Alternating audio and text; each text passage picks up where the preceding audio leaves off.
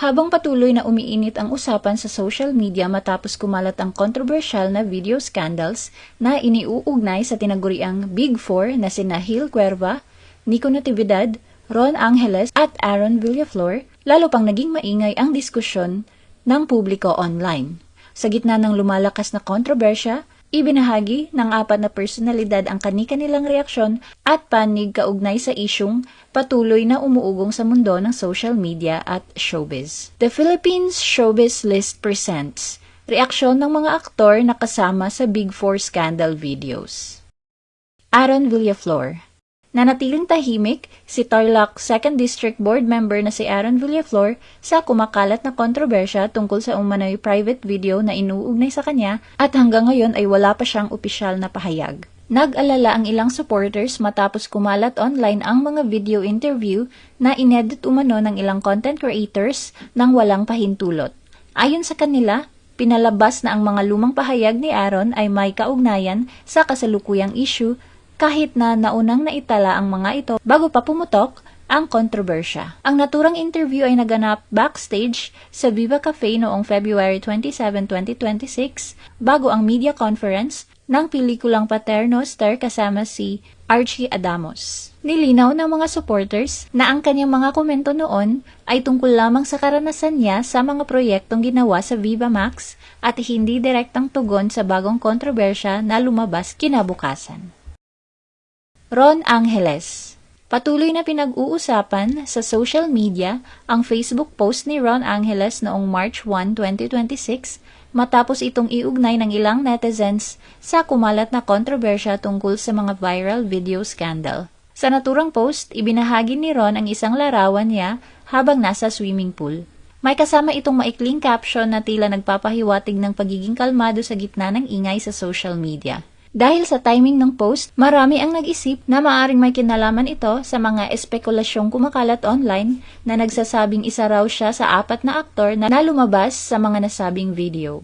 Sa gitna ng mga usap-usapan, nagbahagi rin si Ron ng isa pang mensahe sa kanyang Facebook account na may temang pagtanggap sa mga paghusga ng iba. Kalakip ng post ay isang lumang larawan niya na naka-swim trunk. Dahil sa nilalaman ng mensahe, may ilang netizen na naniniwalang maaaring ito ay patungkol sa kasalukuyang kontrobersya na iniuugnay sa kanya. Samantala may mga fans rin ni Ron na nagbigay ng mensahe ng suporta sa social media. Hill Cuerva. Naglabas na ng personal statement si Hill Cuerva kaugnay ng kumakalat na leaked video scandal na inuugnay sa kanya sa social media. Sa pamamagitan ng kanyang Instagram account noong March 5, 2026, nagbigay siya ng maikling mensahe upang linawin ang kanyang panig sa kontrobersya. Ipinaliwanag ni Hill na ang video na kumakalat sa internet ay na-record ng hindi niya nalalaman at walang pahintulot mula sa kanya. Ayon sa kanyang pahayag, naganap ang pagkuha ng video sa isang private moment, dahilan upang igiit niya na ito ay malinaw na paglabag sa kanyang personal na karapatan at privacy. Binigyang diin din ni Hill na ang paggamit ng hidden camera at ang pagpapakalat ng naturang recording ay itinuturing na seryosong paglabag at maaaring may katapat na pananagutang legal. Dahil dito, ipinahayag niyang iyon na ang kanyang nag-iisang pahayag tungkol sa issue at wala na siyang balak pang magbigay ng karagdagang komento hinggil dito. Sa kabila ng sitwasyon, nagpasalamat si Hill sa mga kaibigan, pamilya at mga taong nagpaabot ng suporta at nagtanggol sa kanya sa gitna ng kontrobersya. Malaki umano ang naitulong ng kanilang suporta at pag-unawa sa panahong mabilis kumalat ang mga balita at opinyon sa social media. Kasunod ng kanyang pahayag, napansin din ng ilang netizen ang isang post ni Hill sa X kung saan gumamit siya ng simbolong semicolon. Sa iba't ibang panig ng mundo, ang naturang simbolo ay kinikilala bilang tanda ng mental health awareness at nagpapatuloy sa kabila ng mga personal na pagsubok. Isa sa mga hayagang nagpahayag ng suporta kay Hill ay ang dati niyang girlfriend na si Lexi Gonzalez. Sa kanyang post sa X, kinundinan niya ang pagpapakalat ng maling impormasyon at manipulated content laban sa isang tao. Ayon kay Lexi, ang pagkalat ng ganitong uri ng content ay may kaakibat na pananugutang legal. Ipinahayag din niya ang pagkadismaya sa mga taong mabilis manghusga at nagpapalaganap ng paninira sa kapwa sa social media.